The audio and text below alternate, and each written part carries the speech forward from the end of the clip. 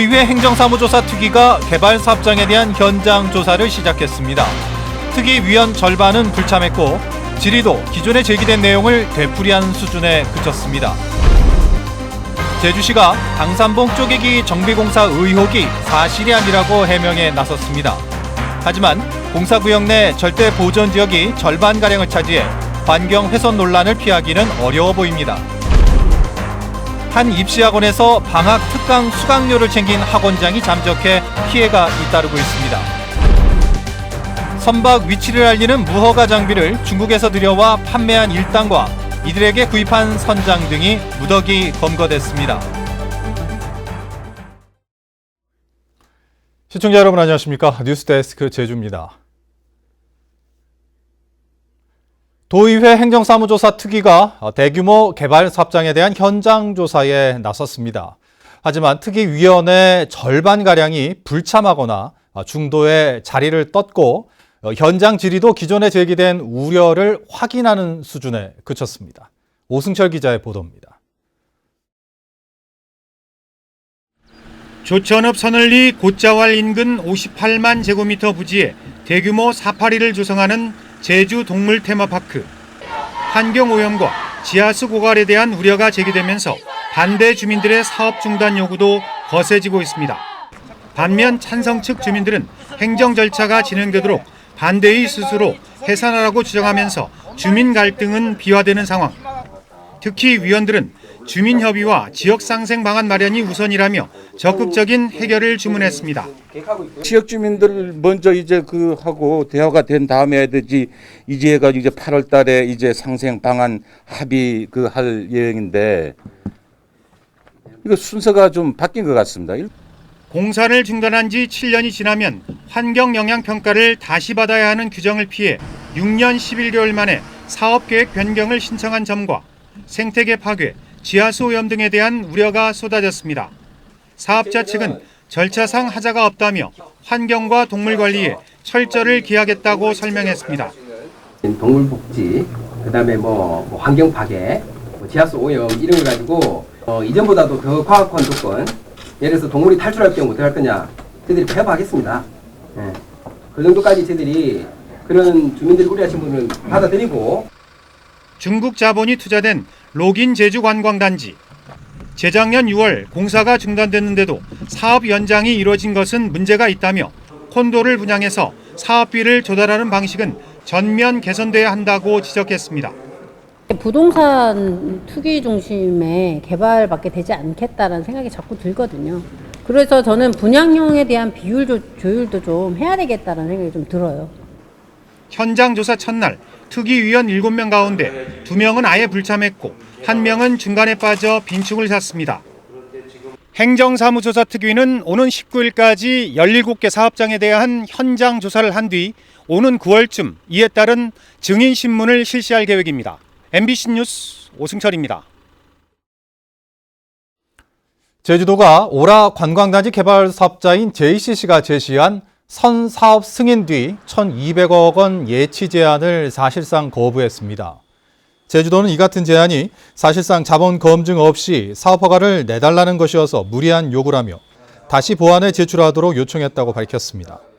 JCC 측은 자본검증위원회가 총사업비 가운데 분양 수입을 제외한 금액의 10%인 3,372억 원을 지정 계좌에 입금하라는 요구에 대해 거부 입장을 밝혀오다 최근 먼저 사업 인허가를 해주면 1,200억 원을 예치하겠다고 제안했습니다. 당산봉 정비구역에 대한 쪼개기 공사 의혹에 대해 제주시가 사실이 아니라며 해명에 나섰습니다. 하지만 공사구역 내의 절대보전 지역이 절반가량을 차지하면서 행정편의적 발상으로 환경을 훼손했다는 비난은 피하기 어려워 보입니다. 박주현 기자 보도합니다. 당산봉 붕괴위험 지역은 14,500제곱미터. 정밀 안전진단에서 모두 D등급을 받았지만 정비공사는 4천여 제곱미터에서만 진행됐습니다. 소규모 환경 영향평가를 피하기 위해 기준 면적인 5,000제곱미터 이내로 쪼개기 공사를 했다는 의혹이 제기되는 이유입니다. 이에 대해 제주시는 해당 지역은 도시지역으로 소규모 환경평가 기준은 10,000제곱미터 이상이기 때문에 쪼개기 공사가 아니라고 해명했습니다. 본 사업계획 면적은 4,002제곱미터로 도시지역 소규모 환경 영향평가 대상 사업 기준 면적이 40% 수준입니다. 문제는 정비공사가 진행되는 구간의 40%가 지질학적 가치가 높은 당산봉으로 절대 보전지역이라는 점입니다. 해안마을 대부분이 도시지역으로 지정된 제주에서 절대 보전지역이 절반가량 포함된 공사를 환경 영향평가 없이 진행했다는 점은 석연치 않습니다. 당산봉은 문화재적으로나 지질학적으로 가치가 높은 곳이고 제주도 특별법에도 절대보전지역을 엄격하게 관리하도록 돼 있다는 점에서 행정 편의주의적 발상이라는 지적이 제기되는 이유입니다. 도지사 권한으로 할 수 있는 권한들이 많습니다. 그렇기 때문에 소규모 환경 영향평가도 충분히 할 수 있는 내용들이고요. 그것을 하지 않은 것은 문제가 있지 않나 좀 이렇게 판단되어집니다. 특히 나머지 정비구역에 대해 어떤 조치 계획도 없던 제주시가 뒤늦게 낙석 방지망을 설치하겠다고 계획을 바꾸면서 쪼개기 의혹을 덮기 위한 또 다른 꼼수가 아니냐는 지적이 제기되고 있습니다. MBC 뉴스 박주연입니다. 여름철 극성수기를 앞둬 이루어진 항공요금 인상에 대해 관광업계는 항공사 측에 요금 인상 계획을 철회해 줄 것을 요청하기로 했습니다.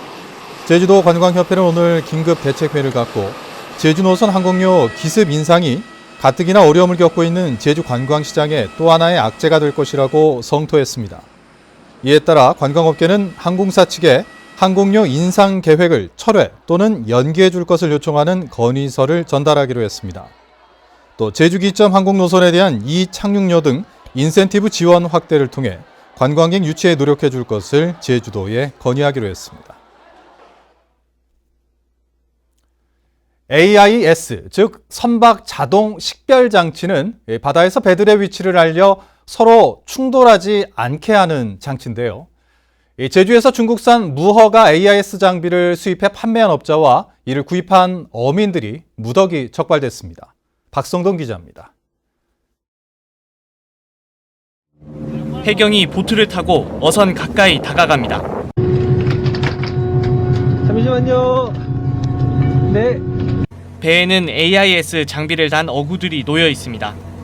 AIS는 전파로 어선의 위치를 표시해 선박 간 충돌을 막기 위한 안전 장비지만 어구 위치를 쉽게 찾기 위해 불법으로 사용하는 겁니다.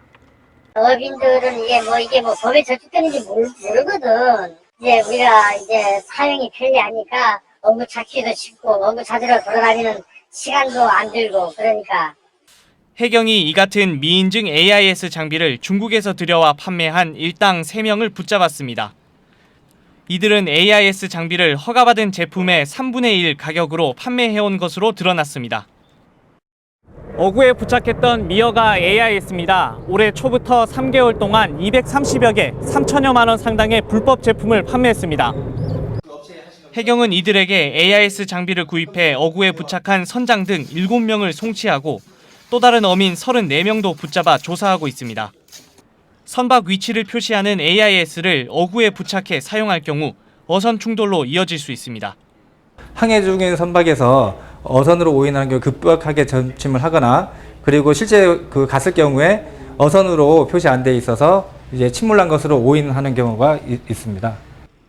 실제 지난 2015년에는 전북 군산 근처 해상에서 무허가 AIS를 피하려다 1,600톤급 석유 운반선과 29톤급 어선이 충돌하는 사고가 발생하기도 했습니다. 해경은 이들이 판매한 물량 중 일부를 찾지 못함에 따라 수사를 확대하고 있습니다. MBC 뉴스 박성덕입니다.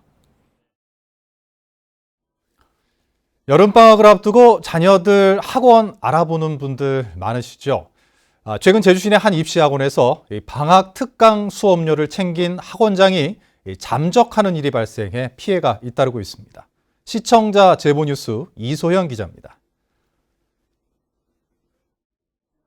고등학생 자녀를 둔 박모 씨. 방학 기간 7주 동안 수학 전문학원에서 2개 수업을 듣기로 하고 수강료 70만 원을 냈지만 개강일에 찾은 학원은 문이 닫혀 있었습니다. 원장에게 연락을 취해봤지만 끝내 닫지 않았습니다. 시내권에 대문짝만하게 크게 있는 그 학원이 그리고 또 선생님이 또 실력을 또 인정받으신 분이라 또 애들도 많이 문의 가고 많이 이용하고 하니까 설마 전혀 예상도 못했죠. 실력 있는 학원이란 입소문에 같은 곳에 수강 등록한 또 다른 학부모도 마음만 졸이고 있습니다. 돈도 돈이지만 다른 학원의 인기 강좌들이 대부분 마감돼 계획이 엉망이 됐습니다. 시간을 다투는 문제고 아이들도 나름 방학 계획이 다 있었고 지금 당장 방학에 이번 주에 그렇게 되면 아이는 또다시 알아보러 가야 되잖아요. 해당 학원에서 사기 피해를 당했다며 경찰에 신고한 학부모만 지금까지 5명. 각 15명씩 3개 과목이 운영되는 고3 수업 정원이 마감됐던 점을 감안하면 피해는 더 많을 것으로 보입니다. 특히 한 사람이 여러 수업을 등록하다 보니 한 학생당 피해 금액도 100만 원 안팎인 것으로 추정되고 있습니다. 도교육청은 해당 학원이 여름방학 특강 시행에 따른 사전 신고를 하지 않았다며 방학을 앞두고 비슷한 피해가 있을 것으로 보고 각별한 주의를 당부했습니다. 강사 현황이라든지 등록되어 있는 강사 여부 그리고 이제 교습 과정에 등록되어 있는지 여부를 전부 다 이제 살펴보시고 한번 이제 신청을 하시는 게 좋겠고. 교육청은 수강 등록에 앞서 나이스 대국민 서비스에 접속해 학원에 대한 정보를 꼼꼼히 확인할 것을 당부하고 각급 학교에 피해 예방을 위한 안내문을 보낼 계획입니다. MBC 뉴스 이소연입니다.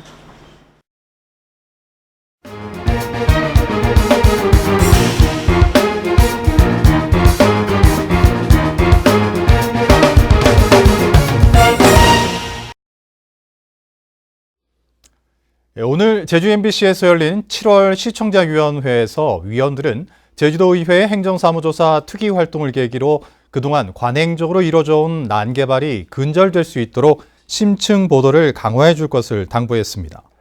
특히 제주시의 당산봉 훼손 사례를 교훈 삼아 유사 사례에 대한 집중 보도와 함께 관행적인 불법 개발 행위에 대해 집중 보도가 필요하다고 강조했습니다.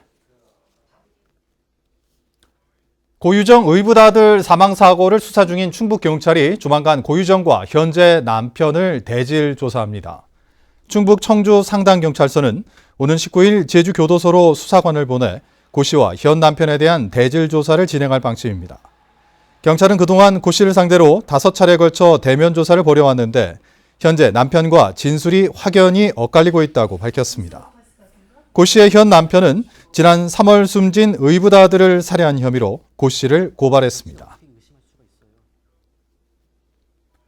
제주 서부경찰서는 살인미수 혐의로 중국인 불법 체류자 33살 A씨를 기소 의견으로 송치했습니다. A씨는 지난 7일 저녁 8시쯤 제주시 연동에 있는 자신의 집에서 자신을 험담했다는 이유로 동료 중국인과 다투다 흉기를 휘두르고 달아난 혐의입니다. 제주지방법원 박준석 판사는 숙박업소에서 남의 객실에 들어가 금품을 훔친 혐의로 기소된 중국인 58살 A씨에게 징역 8개월을 선고했습니다. A씨는 지난 5월 제주 시내 한 모텔 객실에 들어가 투숙객 가방을 뒤져 현금 560만 원을 훔치고 지난해 8월 다른 모텔에서도 현금을 훔치려다 들키자 달아난 혐의로 재판에 넘겨졌습니다. 중문 관광단지 내 야자수들이 모두 제거됩니다. 한국관광공사 제주지사는 중문 관광단지 1단계 사업지역 내 워싱턴 야자수 280그루를 이달 중에 모두 베어내고 오는 9월 이후 새로운 야자수 400여 그루를 다시 심을 예정입니다. 뉴스데스크 제주를 마칩니다. 시청해주신 여러분 고맙습니다.